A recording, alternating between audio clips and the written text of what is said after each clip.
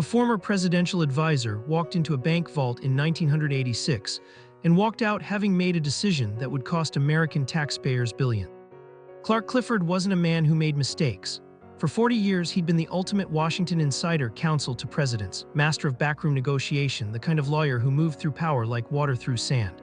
By the 1980s, he was 82 years old and had earned the kind of reputation that preceded him into rooms before he did. So when he agreed to take a seat on the board of First American Bankshares in 1986, it seemed like capstone work, respectable, safe, a final act of stewardship. What Clifford didn't know, or claimed later he didn't know, was that First American was a shell. Behind it lurked the Bank of Credit and Commerce International, known as BCCI, and BCCI wasn't a bank. It was a machine designed to launder money for dictators, arms dealers, and terrorist networks. By 1986, BCCI had already moved billions through the international financial system with almost no one noticing. The bank operated in 73 countries, it had 400 branches, and it was dirty. The architecture of BCCI deception was baroque. Pakistani businessman Aga Hassan Abedi had built the bank with a simple principle: create a financial institution so complex, so deliberately opaque that regulators couldn't follow the money. BCCI didn't just move cash, it moved weapons to Iran during the arms embargo, it financed Saddam Hussein's Iraq, it handled accounts for the CIA, the D, and intelligence services across the Middle East. It was simultaneously a criminal enterprise and a useful tool for governments that needed plausible deniability. Enter Robert Altman. He was a Washington lawyer, younger than Clifford, sharper in some ways, more willing to cut corners. When Clifford took the first American board seat, Altman became the bank's chief counsel and later its president. Together, they formed a partnership that would become the most expensive whitewash in American banking history.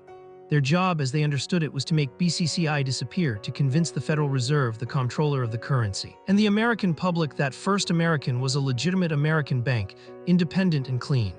The Federal Reserve asked direct questions. Clifford answered them with lawyerly precision.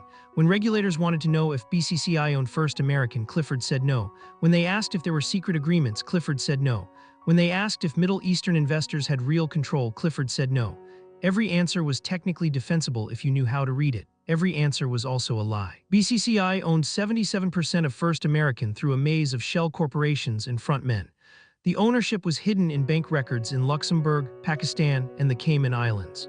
Why would Clifford do this? He was already wealthy, he was already respected. The answer lies in what he knew at the time versus what we know now. Clifford believed, or later claimed to believe, that Abedi's bank was legitimate, that the Middle Eastern investors were honest, that the complexity was just international banking being international banking.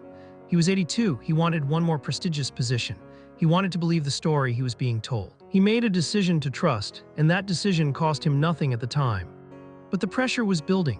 By 1988, regulators were asking harder questions. Undercover DEA agents had infiltrated BCCI and found money laundering on an industrial scale. They found records of bribes to government officials. They found evidence of arms trafficking. They found accounts connected to Manuel Noriega and to terrorists. The Federal Reserve was growing suspicious. Clifford and Altman's job became less about concealment and more about active deception.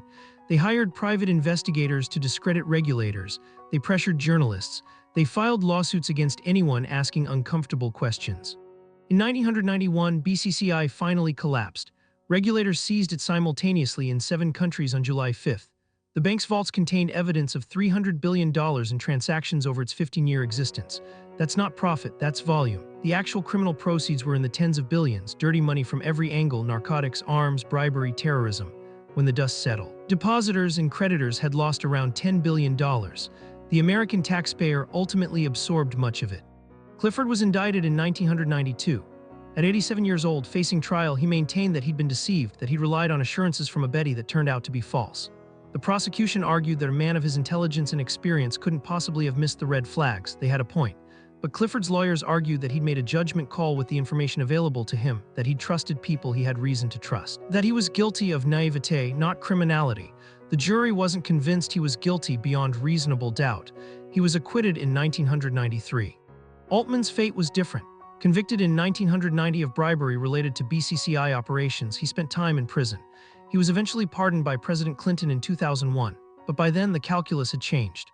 The decisions they'd made in the mid-1980s, when BCCI was moving money through American banks with relative impunity, had consequences that rippled for a decade. Regulators reformed banking oversight. Congress held hearings.